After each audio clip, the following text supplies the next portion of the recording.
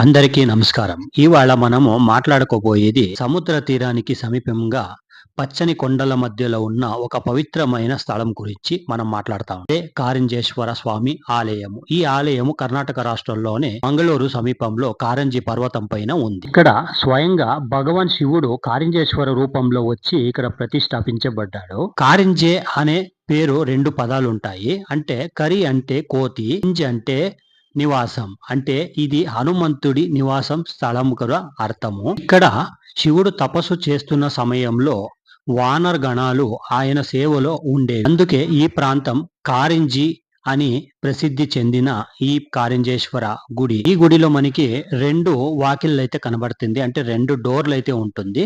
ఒకటి పర్వతం పై భాగంలో ఉన్న శ్రీ కారింజేశ్వర స్వామి గుడిలో ఉంటుంది.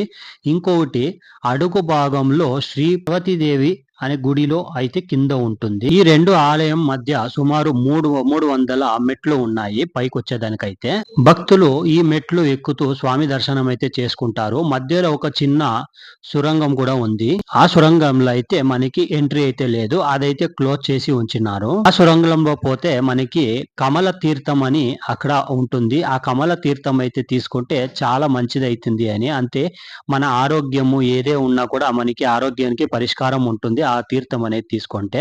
అక్కడ ఇన్సైడ్ లో అయితే వెళ్ళేదానికి అలౌడ్ లేదు కాబట్టి దాన్ని క్లోజ్ చేసిండారు. అక్కడున్న కమల తీర్థంలో శివుడు స్నానం చేసిండే చోటైతే అక్కడ మనం కూడా స్నానం చేస్తే ఆ నీళ్లతో అయితే మన పాపాలు కూడా కలుస్తాయి అని కూడా చాలా మంది చెబుతూ ఉంటారు. ఒకప్పుడు ఇక్కడ పార్వతీదేవి కారంజి పర్వతంలో ఇక్కడ తపస్సు చేసింది. ఆమె తపస్సుకు మెచ్చి శివుడు కారంజేశ్వర రూపంలో ప్రత్యక్షమయ్యాడు. ఇక్కడే ఇద్దరు కలిసి భక్తుల కోరికలు తీర్చేదానికి ఇక్కడ కారింజేశ్వర ఒక గుడిగా ఇక్కడ వాళ్లే స్వయంగా నిర్మించిండేది. ఒకప్పుడు హనుమంతుడు రాముని సేవ పూర్తి చేసి తర్వాత ఇక్కడికొచ్చి ఈ పర్వతానికి పైన విశ్రాంతి తీసుకున్నట్టు ఇక్కడ ఆధారాలు కూడా ఉన్నాయి. అందుకే ఇక్కడ హనుమ శక్తి చాలా బలంగా ఉంటుంది అని ఇక్కడున్న భక్తుల నమ్మకము ఎక్కువగా ఉంది. ఈ గుడి చుట్టూన ప్రకృతి వాతావరణం అద్భుతంగా ఉంటుంది. మొత్తము పర్వతం పైన పచ్చని కొండల పైన ఉన్న ఈ పక్షులు, ఇక్కడున్న జలపాతాలు నీళ్లతో నిండిపోయి ఉంటుంది. పర్వతం పైన నిల్చుకొని మనం దూరంగా చూస్తే అరేబియన్ సముద్రం కూడా ఇక్కడి నుంచి మనకి కనిపిస్తుంది. ఈ ఆలయము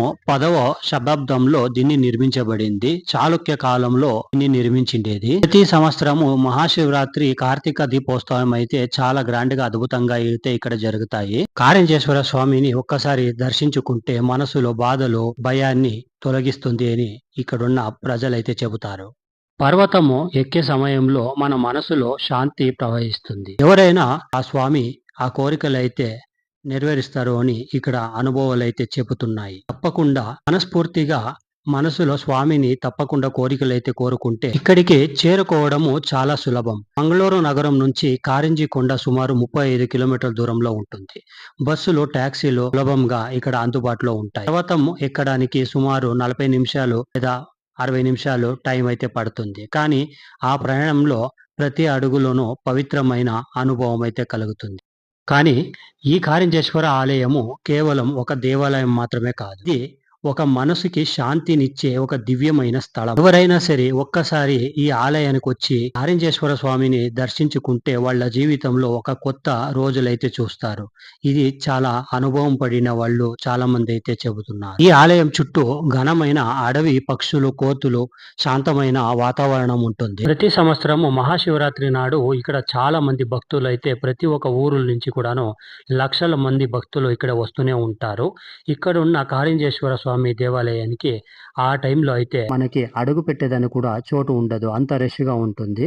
జీవితంలో ఒక్కసారైనా ఈ కారింజేశ్వర గుడికైతే వచ్చి దర్శనం అయితే చేస్తే ఈ బాధలన్నీ దూరం అవుతాయని ఇక్కడున్న ప్రజలైతే చెబుతుంటారు, భక్తులు. కొంతమంది తమ కోరికలు నెరవేరిన తర్వాత ఇక్కడ స్వామి దగ్గరికి వచ్చి వాళ్ళు స్వామికి పూలు, నెయ్యి, దీపార్థన అయితే చేసి పూజలైతే ఇక్కడ బాగా చేస్తారు. ఈ గుడిని 10వ శతాబ్దంలో చాళుక్యులు, వైస్తాళులు ఈ గుడిని అప్పుడు వాళ్ళు రాజులు నిర్మించిండేది. ఇక్కడ కొన్ని పురాతన శాసనాలు కూడా ఉన్నాయి. వీటిలో ఈ ఆలయానికి ఇచ్చిన ధనాలు, ఉత్సవాలు ఉత్సవాలు వివరాలు కూడా ఉన్నాయి. ప్రతి సంవత్సరము ఫిబ్రవరి లేదా మార్చి మహాశివరాత్రి సందర్భంగా ఇక్కడ భారీ ఉత్సవాలు అయితే జరుగుతాయి. భక్తులు రాత్రంతా జాగరణ చేసి ఇక్కడ ఓం నమ శివాయ అని జపం కూడా చేసి, ఇంకా కార్తీక దీపోత్సవంలో హనుమాన్ జయంతి రోజుల కూడాను చాలా పూజలు ఉత్సవాలు అయితే చాలా బాగా అద్భుతంగా ఇక్కడ జరుగుతాయి. ఈ గుడికి వచ్చే వాళ్ళు ముందుగా ఫస్ట్ అమ్మవారిని పార్వతీదేవిని ఇక్కడ దర్శించుకొని దాని తర్వాత పైకి కొండపైనకైతే వచ్చి ఇక్కడ కారింజేశ్వరి స్వామిని అయితే ఇక్కడ దర్శనం అయితే చేసి పోతారు. ప్రతి సంవత్సరము ఇక్కడ శివరాత్రి నాడు పూజలు చేసేటప్పుడైతే ఇక్కడ భక్తులు పాలు బెల్లం గంట్ల ఈ దీపారాధనలు అంటే దీపాలు అయితే వెలిగించి కొండ చుట్టూన మొత్తము బాగా ఉత్సవాలు అయితే బాగా గ్రాండ్ గా జరుపుతారు.